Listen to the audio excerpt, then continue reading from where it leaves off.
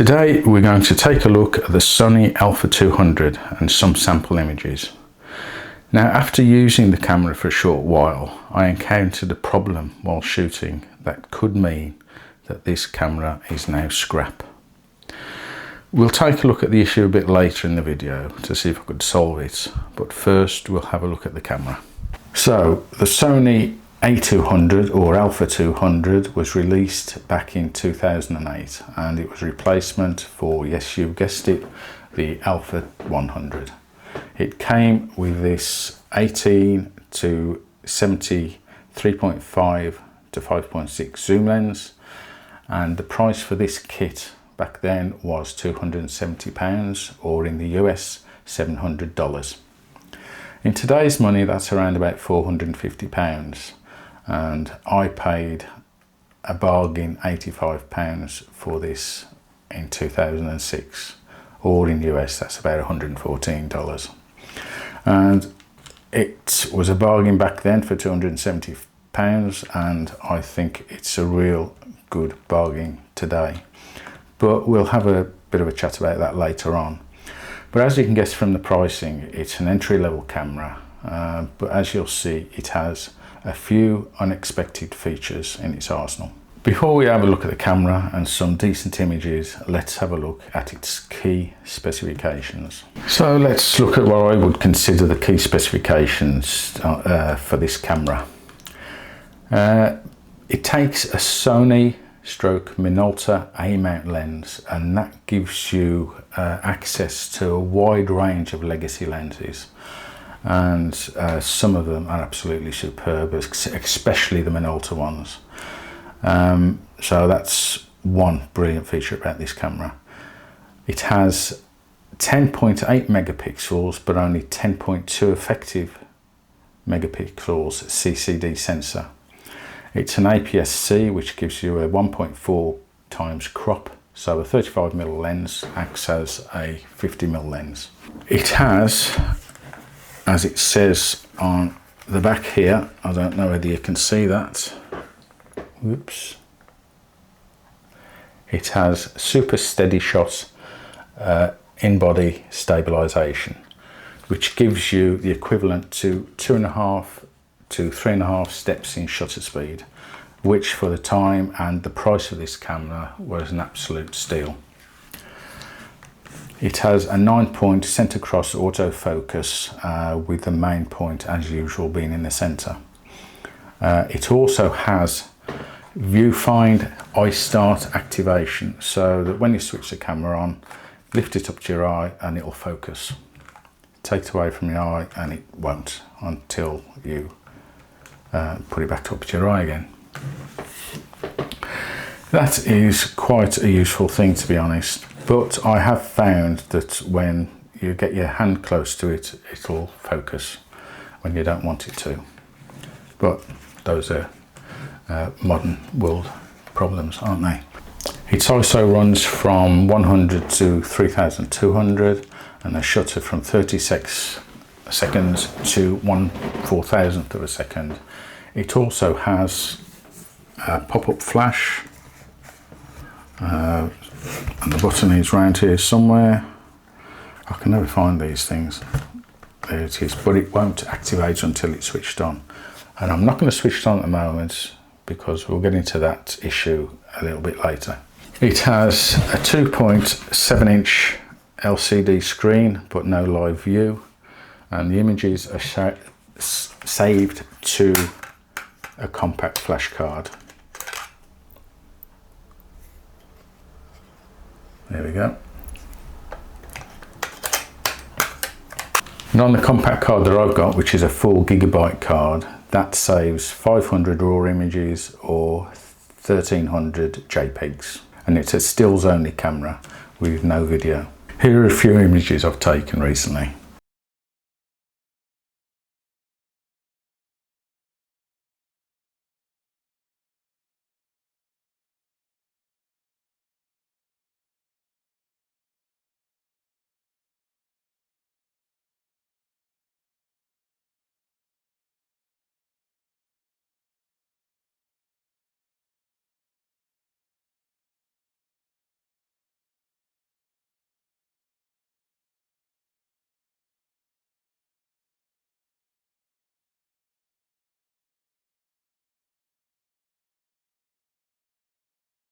Now this is a plastic bodied camera, although it does feel quite hefty in the hand. The body itself weighs 616 grams with battery, and the lens itself weighs 237 grams. So that's a total of 853 grams, which isn't exactly light for a plastic camera, or such a small camera as well. Now the grip, on first tap impressions, as you can see there, is quite deep, and to hold it, it can feel a little bit awkward, and it's okay for a short video camera shoot, but over time I can see that it could be an issue for some. Personally, I would use a wrist strap or a neck strap to carry this camera around, and then pick it up and hold it, take your shots, and then either have it supported by the wrist strap or your neck strap. But the grip wouldn't prevent me from buying this camera. The rear LCD screen is clear and functional, showing all the current settings and the shooting mode you're in. Once you've taken your photo, it's displayed as a tiny image, pretty useless really, on this rear screen with histograms and image details. Personally, I'd only use the rear screen for checking pre-shot info only. The top dial is nice and solid as you change shooting modes, but it does have a bit of a plasticky sound, but it's not as bad as I first thought when I first used it. But yeah, sometimes you just grow into the idiosyncrasies of some cameras, but yeah, it's not as bad as I thought, to be honest. And you can change your shooting modes. It's got the usual spam, as I call them, but it's PASM, program, aperture, shutter and manual mode, plus, if you can see it there, 6 scene modes. And to be honest, I don't think I've ever used one of the scenic modes on any camera. Okay, let's have a brief look at the kit lens. It's the Sony 18 to 70mm f3.5 to 5.6, which is equivalent to a 25 to 98mm lens. And being an entry-level camera, or sorry, lens, it's bound to feel a bit plasticky and fragile. And to be honest, it does. But it also produces very nice images, which are pretty sharp, to be honest. And I would shoot with this lens for a day out doing some street photography. I don't know the history of this example, but it's still in pretty good condition. But more on that in a moment. Using the A mount opens up access, as I said earlier, to a vast range of vintage lenses from Minolta Konica. And there are some really nice old vintage lenses out there which I'm certainly going to get hold of and use. Now, I have got a Minolta camera, but it doesn't fit this particular lens mount on the camera. So before we look at any more images, onto that issue I spoke of earlier in the video. So onto the issue with this setup. And I used the camera probably 2 or 3 times to take some images in the garden and other places. The next time I switched it on, and I'm not going to do it now, I'm not going to give anything away at the moment. So the camera made a horrible vibrating, crunchy noise. So I immediately switched it off. Switched it on again, the same horrible sound. Okay, I thought the camera is scrap or toast or kaput. So here is the 18 to 70mm lens fitted to the A200. Now, I didn't really want to switch the camera on again with this lens fitted, but for completeness and to show you the issue in full, I will do that. So let's switch the camera on. and then it stops, and then it will focus a bit, but it's hit and miss. So I think you'll agree that that is a horrible sound. And it does it again when you switch the camera off. I suppose it's resetting the motor. But there, you can see the issue.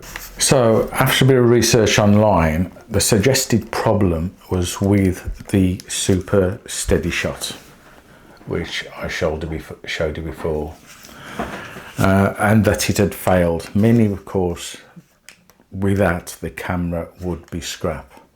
Unless, of course, I sent it to Sony for repair, which you can still do. And that would have costed £330 minimum. So, oh no, not on your Nelly. I wouldn't do that, because I could just throw this away and get another camera. As it happens, I have, let me just get it for you.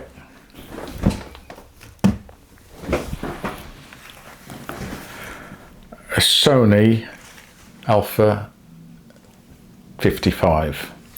So what I did was take the lens off the camera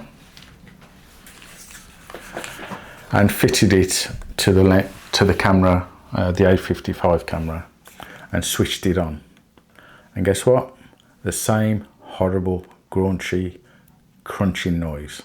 So I did a little bit more detective work, and it revealed that the lens is focused using a motor in the camera, but it transfers into via a gear, which you can see just there on the camera. I don't know if you can see that, and it fits into that point there. I don't know if you can see it on the film.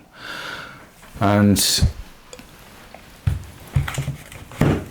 there are gears made out of nylon in this setup, and with use and age the gears wear and eventually start to slip, so causing that grinding noise you saw on the video. But as I didn't have a second lens, I couldn't fully prove that, although the evidence pointed to that. So I couldn't be sure what the issue was exactly. So after another £40, where is it? It's here somewhere. Here it is. I purchased a new lens, which is the Sony 18-55 f3.5 to 5.6 SAM motor. SAM, sorry, with internal focus motor.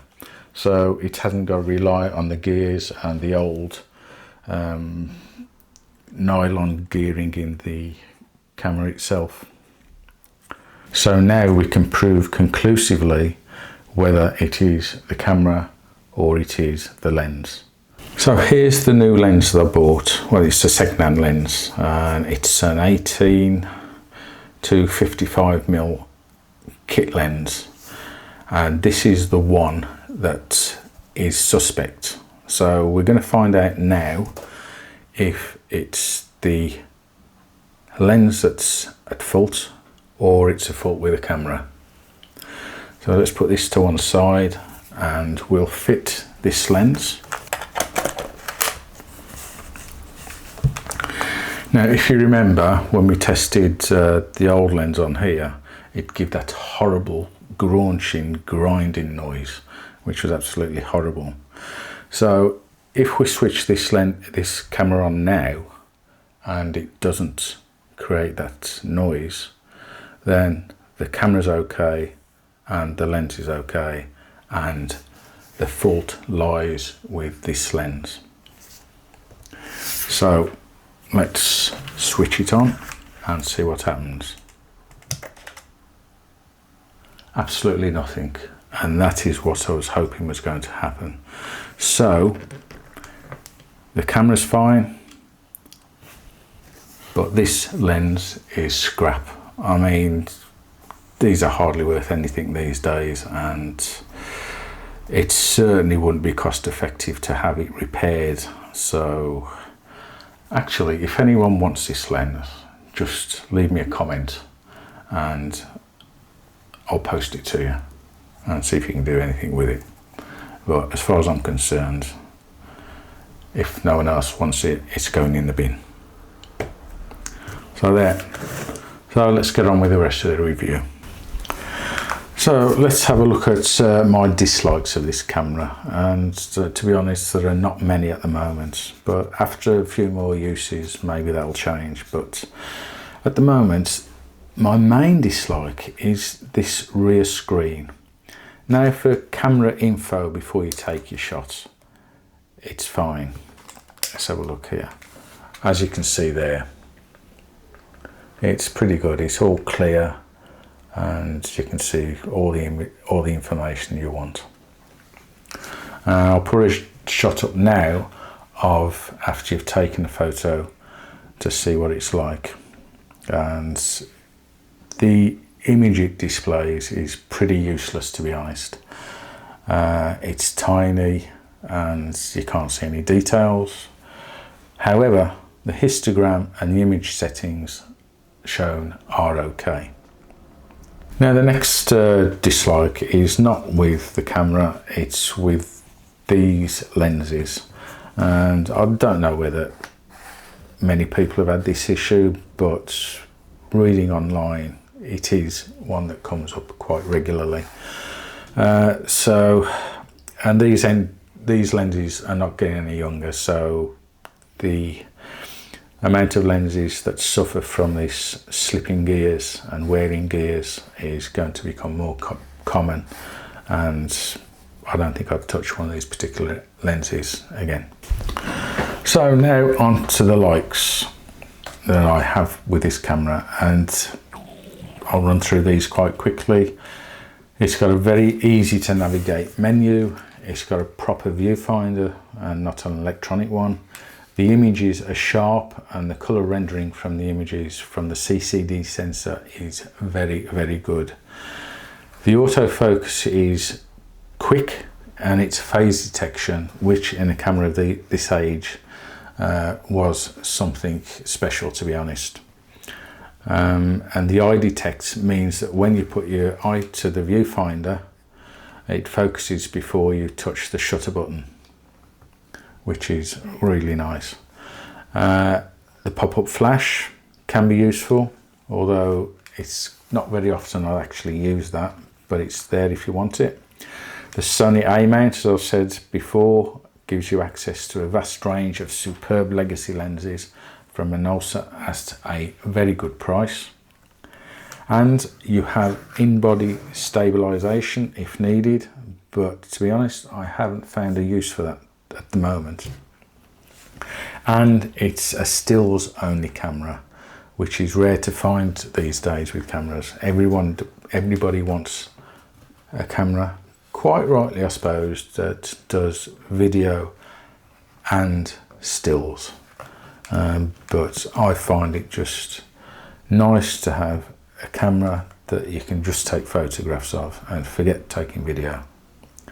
Yeah, but that's personal preference. So after some use with this camera, what is my conclusion?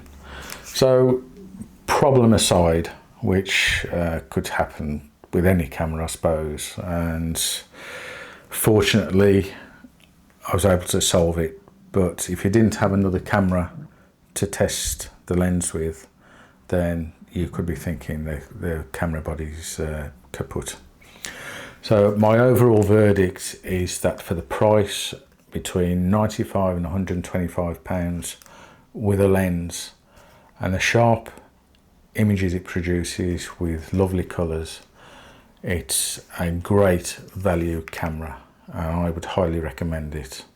And I'll be using this regularly going forward, and I will be doing an in-depth review once I've got a few more images and photo walks under my belt.